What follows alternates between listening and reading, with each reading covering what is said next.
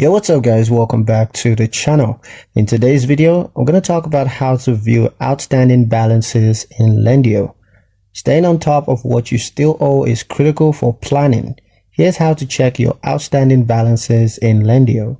First, log into your Lendio account using your credentials. Once you're in, go to the My Loans tab on your dashboard. There, you're going to select the loan that you want to review, and your outstanding balance will be displayed. This includes the remaining principal plus any accrued interest. Some lenders also show a breakdown between principal, interest, and fees. If you need a detailed breakdown, just look for the statements or repayment details option. You can also download or export these details for your personal records.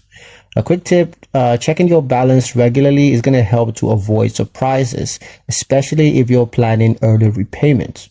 But that's pretty much it for the video, guys. Hope you liked it. Hope you found the information here useful enough.